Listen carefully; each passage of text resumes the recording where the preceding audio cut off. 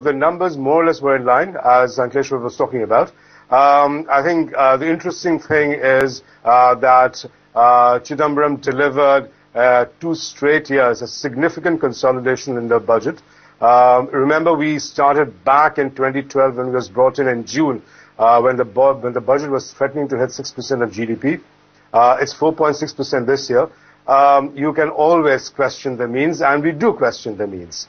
We would have hoped for a much better quality of adjustment, but at the end of the day, the adjustment did take place, and to do this adjustment on the year before the election. Goenka also now joins us. Mr. Goenka, are you happy and delighted that excise duty is down on autos?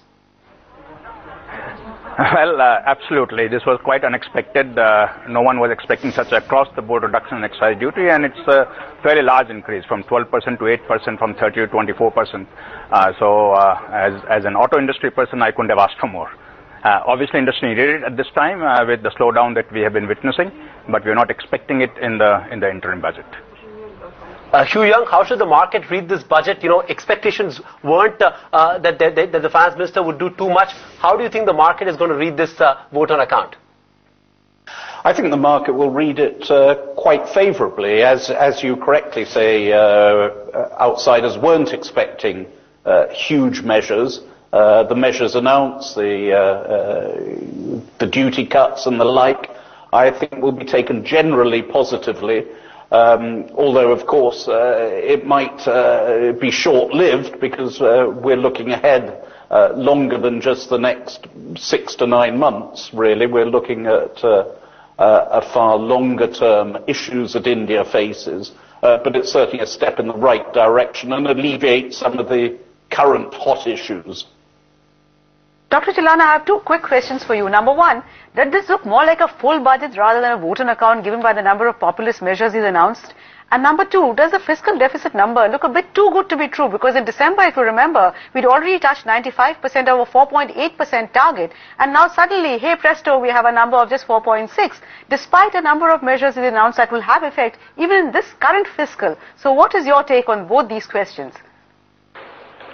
No, I think, broadly speaking, I mean, it's very difficult to say whether 0.1% here or 0.1% there. But broadly speaking, he has done an excellent job of containing fiscal deficit around the target that was announced. You know, if you remember 3 months ago, nobody believed it. Nobody thought that we would be able to achieve it. But that has been done. The main issue that we have to concentrate on is the public expenditure on infrastructure, whether the budget allows for sufficient amount of capital expenditure on public goods or infrastructure. And that you have to have a look when you have all the details. But otherwise, the job that has been done by the finance minister is really truly very, very impressive, because nobody gave us a chance of containing deficit to this level this particular year, and he has been able to do it. He has been able to manage also inflation, I mean, which he has mentioned himself.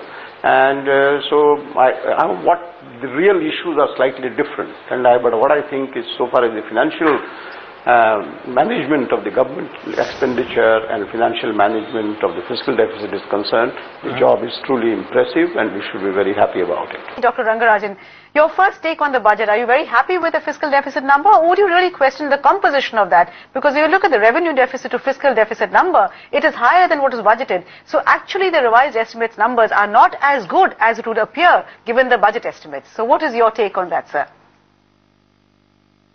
No, I think the intention of the finance minister to bring down the fiscal deficit has been very clear, and it is fully reflected in the interim budget, or vote on account, whatever you want to call it. But going ahead, he has also indicated a fiscal deficit of 4.1% for the next year. Therefore, what has been attempted is, despite the various problems, the red line has been maintained, and in fact he has showed it slightly at a lower level. Therefore, I believe that one of the important dimensions of stability is fiscal consolidation, and he has shown it. And I think from that point of view, it is to be appreciated. Sir, has he put an impossible task before the next government? Because we have the one rank, one pension scheme for the defence services. Of course, it was warranted perhaps given that it has already been done for the civil services. But that is going to add to your expenditure. You have the food security bill. Then you have many other subsidies also. He says next year is going to be more than this year. So how is any government really going to achieve that 4.1%? Are we asking for the moon? Well, I think the 4.1% will require additional effort on the part of the new government. The new government will have to make a reassessment of the various measures and see how they can achieve it. But after all, we have a roadmap for fiscal consolidation.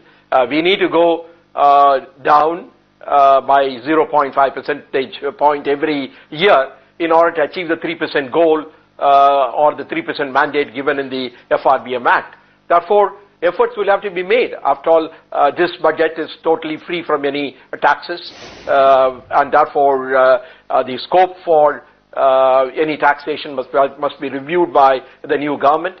And therefore, there are additional expenditures, but there is also scope for additional revenue, and that will have to be matched.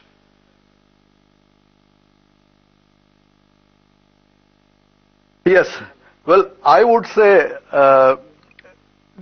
there was a review of this last 10 years that Mr. Chidambaram gave. He was emphasizing an average over 10 years instead of talking about the main reasons for a disastrous slowdown in the last 3 years. I mean, didn't the finance minister owe an explanation? Didn't he also owe an explanation as to he says, I have cleared 296 projects, 6.6 lakh crore worth. Then why are there no orders for capital goods? Why are there no construction contracts? I mean, didn't he owe us an explanation as to why it's like, huge amount of effort being made and a mouse being produced at the end of it all? Well, I think the point is that, yes, the point is that over the period, you look at it, there has been faster growth, and there has been an attempt to bring down the fiscal deficit. While I do not say that all the factors responsible for the increase in the fiscal deficit or the slowdown in the growth are due to external factors, but the external factor has been a very important element when you review the scene in the last few years. There was actually a revising of the growth rate for 2011-12. Actually, many people thought in 2011-12 manufacturing was going down, but on the other hand, the manufacturing growth picked up very nicely after the annual survey of data came in. Therefore, one must really look at the fact that in the last 2 years, yes, there has been a slowdown, but there is some pickup that is also being seen as reflected in the better performance in the second half of this year. Therefore, indications are that things have bottomed out and we may be on the upward phase. Therefore, as the economy picks up, the possibility of bringing down the fiscal deficit also becomes stronger. So Ramdev, ultimately it's all about money-making ideas, it's all about allocation. Based on today's vote on account, will your approach change, or would you like to still buy into IT, still, you would like to align your portfolio with exporters? Broadly things don't change, but clearly domestic automotive plays, they were already there, part of the portfolio, so it is a little refreshing to see this is one small change where excise duty reduction has come. But I don't think this budget has anything. Actually, it was very pleasant to hear the finance minister that in his brief last spell, he could bring that discipline. So, you were having discussion about what is the guarantee that next year's number would be adhered to or something like that. I think it is about a person. So, like we have a very credible governor and this outgoing finance minister. I think if we get this kind of leadership at wherever positions of responsibility, I think numbers will automatically be adhered to, and it will be very. As far as the investor is concerned, I think despite whatever has happened, we are talking about an EPS of about 1325 for the current year. Next year we're talking about upwards of 1500 rupees. So now if that is combined with a responsible management and opinion is a little positive, I think we can have a very good time. In any case, I think we have seen the worst, or we are passing through the worst. Better days are ahead, but we can do with a better, kind of a mandate at center. Ramdev Agarwal would urge you to stay with us. We've got Punita Kumar Sinha joining in the studio as well. Punita, India Inc. has clearly welcomed this vote on account as a statement of intent. How do you think will foreign investors read this? And like Ramdev was pointing out, do you think the worst is now clearly behind us in the macros? Well, I think I want to mention a couple of things. First, I think the budget is, contrary to what I think we've heard, I do think the budget is focused towards elections, and it has tried to appease many different constituencies, whether it's the rural, whether it's the defense forces, whether it's the youth, and then more importantly, for a change, it has also tried to appease the corporate sector.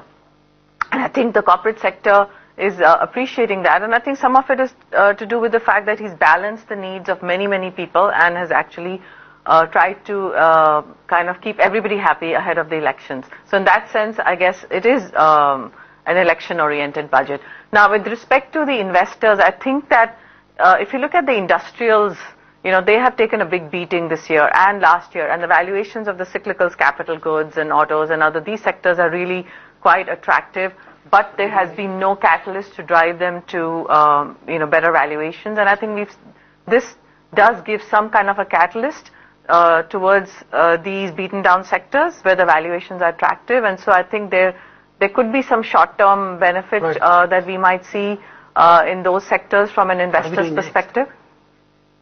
Right.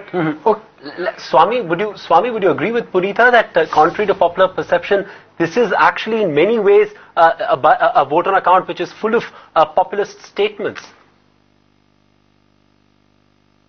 No. I think the populist measures are very, very minor. I would say the two key ones are only, there is something on defense pensions, the so-called one rank, one pension thing which has been outstanding and finally has been given.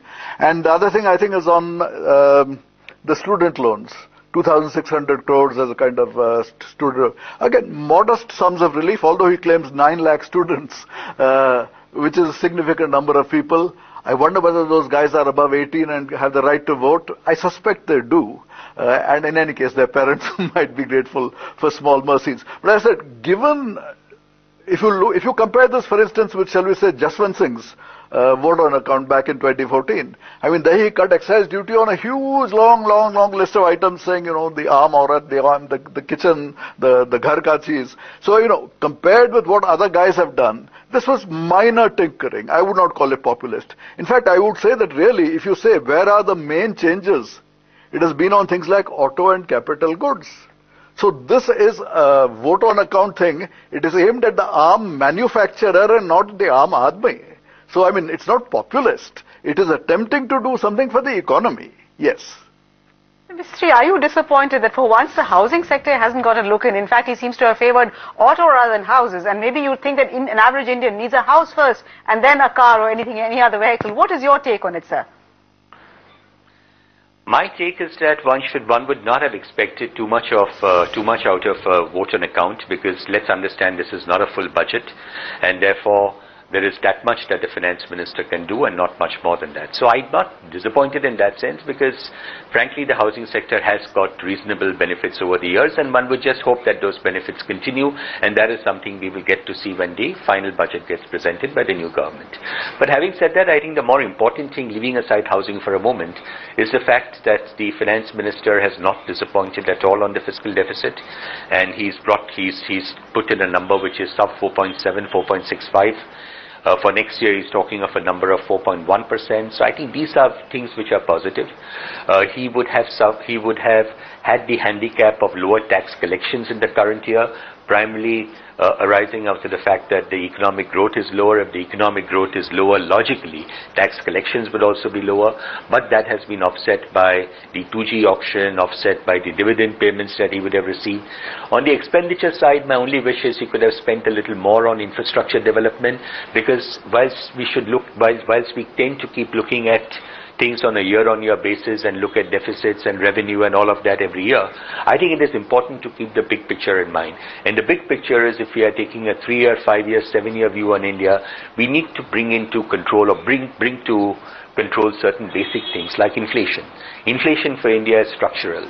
Now, there is a limited, or rather RBI has a limited ability to tackle inflation by just, looking at monetary policy. RBI has done a superb job in terms of curbing inflation. But at the end of the day, the more important thing is that structural issues, which are really around the supply side, need to be addressed. And that effectively means more investment in infrastructure. Mr. Godrej, I have a question for you. Yes. The finance minister has cut excise duties on capital goods and on consumer durables. Now, I can understand that if you cut the taxes on consumer durables, maybe the demand for it increases. But tell me, cutting excise duty on capital goods, will that really increase the demand for capital goods? I mean, surely the key constraint is the question of what is the state of economy and what the investment climate is, rather than what is the amount of tax on capital goods. So I wonder whether that particular thing, in your view, will have any impact. The second thing I'd like to ask is that in your industry, I mean, FMCG has been doing pretty well. How do we account for the fact that overall capital goods output this whole year has been completely flat? If a certain number of industries have been doing quite well, are you people investing? And if you are, why is it not showing up in the capital goods output?